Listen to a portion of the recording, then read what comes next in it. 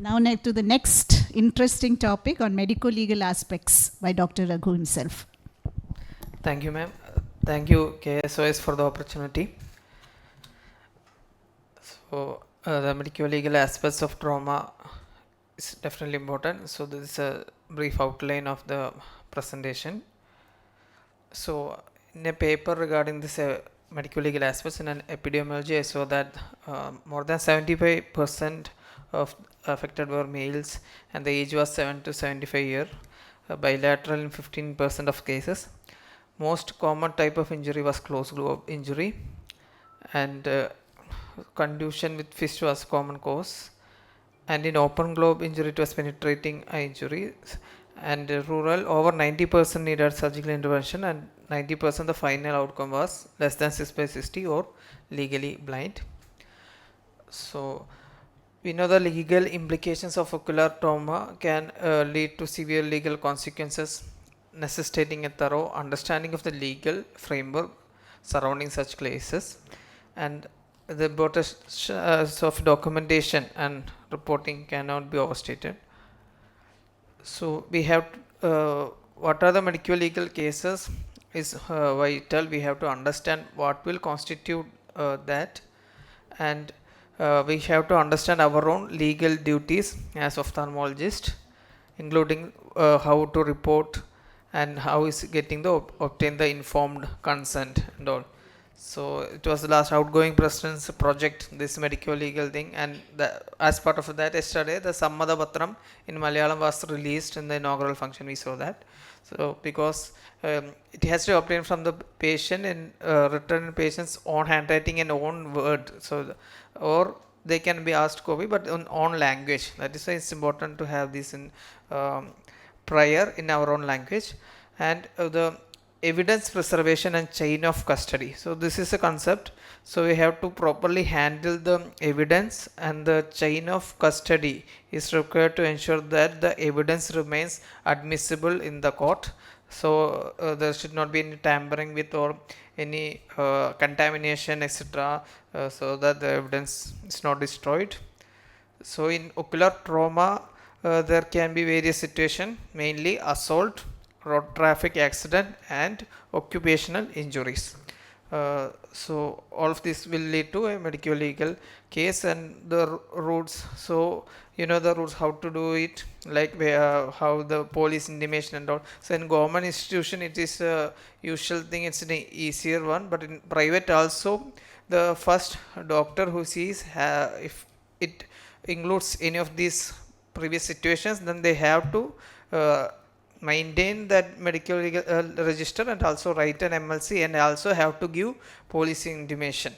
So in government the police may come time to time to collect it, but privately have to send to the nearby police station, and if you are referring, you have to keep it very properly, that all the documentation, and maybe even get it in writing from the patient and the bystanders that they were referred for further treatment.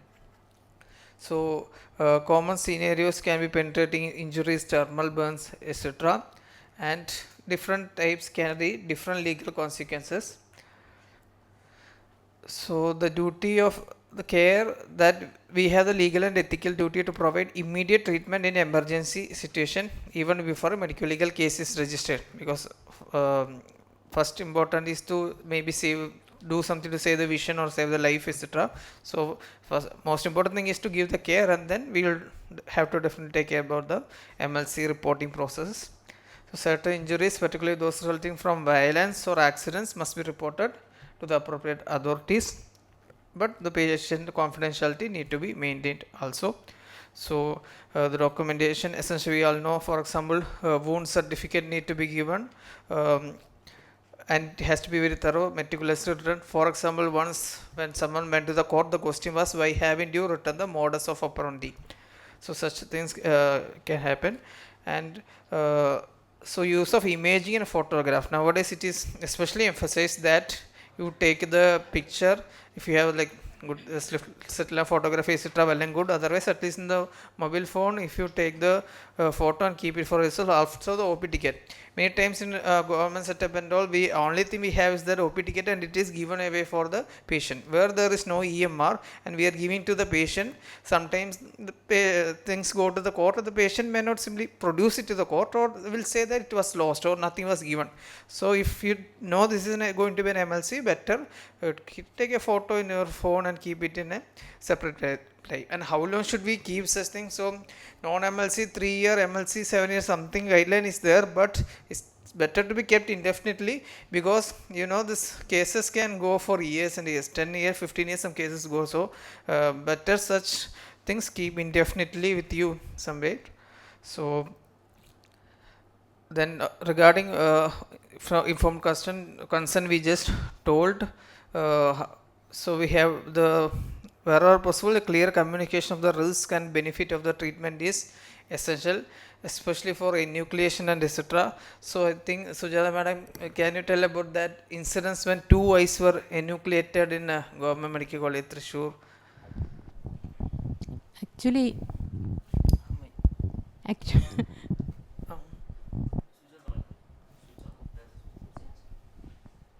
actually, it was not enucleated. The patient had, at the time of COVID, and patient had admitted in the surgery department for trauma and secondary infection, and there was septicemia, gross septicemia. The patient was not expected to survive, and so much antibiotics, IV antibiotics and interventions were given. So they presented with panophthalmitis in both eyes, severe, and then that with the concurrence of the surgical, the other treating surgeons and other, and we had to do evisceration in both eyes.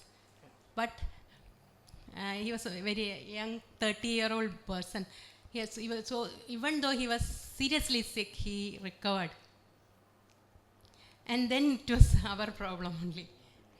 Thank you, ma'am. So since he recovered, and they were telling that, see, now I'm totally blind, and because of you people I am blind, so they gave all the case. But ultimately everybody told that it's clear the decision by the doctors were right. So anyways, we have to be very careful. 2-3 times in such cases, 2-3 doctors have to give the consent. So all this protocol we have to do very meticulously.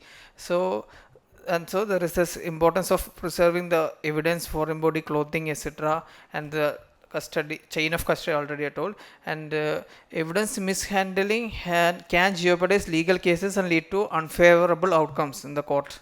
So we have to know these things. So trauma classification is better to use properly. So this Birmingham eye trauma terminology we all know.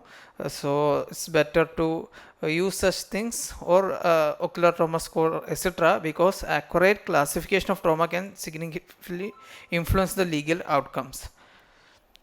So we should, how to prepare the medical legal report. A well structured report must be factual, objective and clear, and avoid speculation. It should not have any doubtful terminologies, and key components include patient identification, history, examination, finding, etc., and there should be clear and objective reports. Only they can have credibility in legal settings. Precise language reduces the risk of misinterpretation. For example, grievous injury in section 322. So when to say grievous or simple. So in ophthalmology, if there is a permanent loss of vision of either eye, or permanent disfiguration of head or face, lid, eyeball, orbit, etc., or there is a fracture or dislocation of a bone or tooth, in our case orbital bone, or it endangered the life or keep out of employment for more than 21 days. So these come under grievous injury. So when you go to the courtroom, mostly you are taken as an expert witness.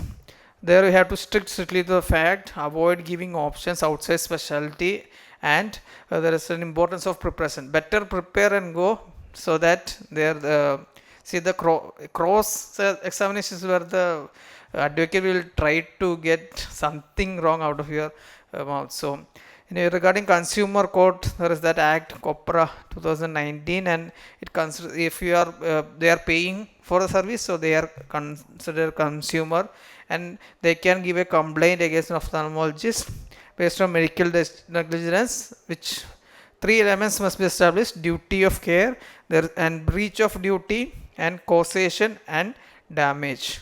So some case studies. Ravi Teja Vishakhapatnam case. So there was an air rifle pellet injury, and the hospital failed to remove all the pellet fragments initially. So subsequent treatments revealed remaining fragments, leading to visual loss. So the principle of res ipsa loquitur, that this thing speaks for itself, was applied. So they said there was clear negligence and 15 lakhs compensation was given. VJS hospital claimed injury was 2 days old and emergency treatment was provided when diagnosis facilities were unavailable. But so expert committee found no prima facie negligence and the court dismissed the complaint. This case highlights the complainant's burden to prove the negligence and the importance of expert medical opinions in dismissing claims. So if you are documented clearly and we say that, so it depends on the consensus and whether the standard of care was given or applied. So not related to this, but in another case, so someone with 6/18 vision cataract operation was done and developed some complication. So at the court, another expert told that 6/18 there was no need to have operated, and this that doctor told, that ophthalmologist told like that, and so the court went against this doctor and gave a huge fine. So this usually the standard of care, whether it was given, is what is checked, and that depends totally on lot of expert consensus and the research. So another case, Abdul Jamal versus MOSC hospital, eye injury from a flying piece of nail in Middle East. Conservative management for 1 month was given. Later there was an intraocular foreign body which was found in Arvind, Coimbatore, and for this lapses like no imaging, delay in referral, and lack of documentation of referral. For these things 2.5 lakhs was given. So these are the happen. So we should know that we should, even if we don't have imaging, we better send for imaging as a defensive medicine, we can say that, or it's better refer it, then there is no issue.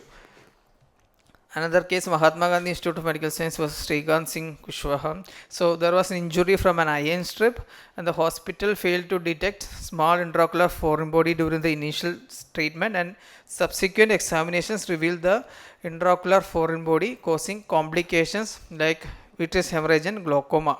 So failure to perform an X-ray to detect the intraocular foreign body was deemed as a negligence.